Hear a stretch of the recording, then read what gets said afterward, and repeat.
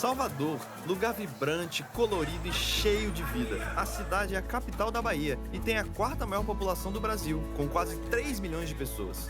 A Igreja Adventista cresceu muito aqui nos últimos anos e tem igrejas espalhadas por toda a cidade. Mas o trabalho ainda não está completo. Ainda existem muitos bairros e cantos da cidade que a igreja não chegou. Como o bairro do Josenildo.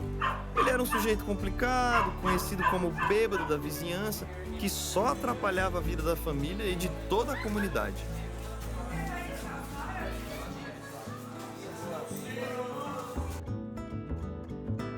Mas aí entra o Arivaldo. Ele é um adventista que morava perto e sempre passava pelo Josenildo a caminho do trabalho.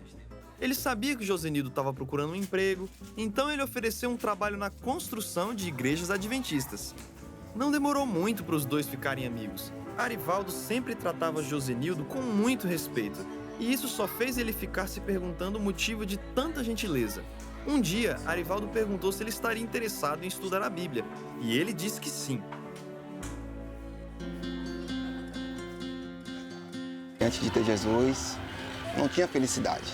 E quando eu conheci Jesus, minha vida foi transformada. E hoje, por glória de Deus, eu sou feliz. E minha família também é transformada. Depois de um tempo, Josenildo foi batizado e mudou completamente. Até os seus vizinhos perceberam como ele estava diferente. Quando eles pararam de escutar aquela música alta que sempre vinha da sua casa, eles ficaram até meio preocupados. Quando foram falar com ele, viram que Josenildo tinha mudado. Ele falava de forma gentil e tratava todo mundo com respeito.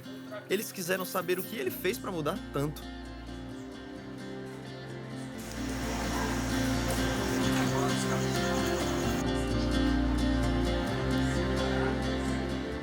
Essa foi a chance de Josenildo contar tudo para os seus vizinhos. Agora eles vão para a casa dele toda sexta-noite para falar sobre a semana, desabafar e compartilhar as alegrias. Josenildo mostra na Bíblia um Criador que se preocupa com eles.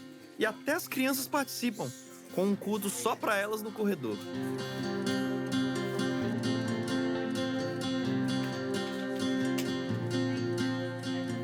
O grupo se uniu muito e, por causa disso, 10 pessoas já foram batizadas no último ano, enquanto outros estão estudando para serem batizados também. Grupos pequenos como esse são muito importantes porque eles formam novas igrejas. E essas igrejas se dividem em mais grupos pequenos que se espalham pela cidade.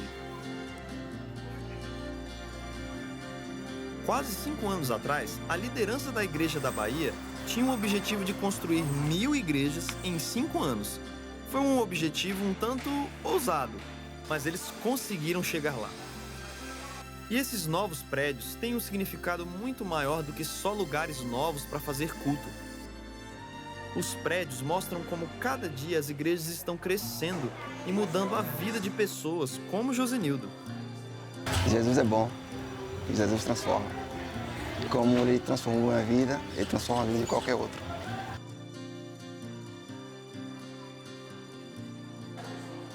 Mesmo que a vida seja difícil, mesmo que a mudança pareça impossível, pode ter certeza que esse não precisa ser o fim da história, porque tudo é possível.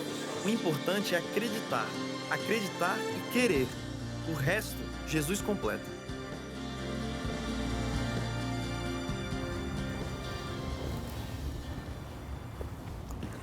Quando falamos do Evangelho Eterno como sendo a mensagem a ser proclamada a todo mundo, não há como deixar de lado um extraordinário texto que nós encontramos no Novo Testamento. A declaração de um dos mais bem-sucedidos missionários que nós conhecemos, o apóstolo Paulo. Na sua carta aos primeiros cristãos da cidade de Roma, ele escreveu o seguinte: "Não me envergonho do Evangelho, pois é o poder de Deus para a salvação de todo aquele que crê." O Evangelho é o poder de Deus de salvar. Mas será que nós realmente entendemos o que isso significa? Quem sabe um dos melhores relatos que nós encontramos na Palavra de Deus para melhor compreender a natureza do Evangelho Eterno está num pequeno livro no Antigo Testamento. Uma história repleta ali de surpresas e elementos absolutamente extraordinários. O relato do profeta Jonas. Mas você pode estar se perguntando, o que a história de Jonas pode nos ensinar sobre o Evangelho e a missão de Deus? A história de Jonas talvez seja uma das mais conhecidas na Bíblia, uma das favoritas entre as crianças. O problema é que frequentemente ela é vista como uma simples história infantil, sobre um homem que foi engolido por um grande peixe. E nós perdemos de vista a profundidade missiológica do relato. Entretanto, talvez não exista história mais mal compreendida. Ela é uma história de pecado e graça, de desespero e livramento.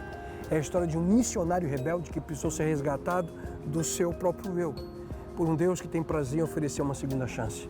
Um Deus cujo coração está decidido a resgatar todos os rebeldes do mundo.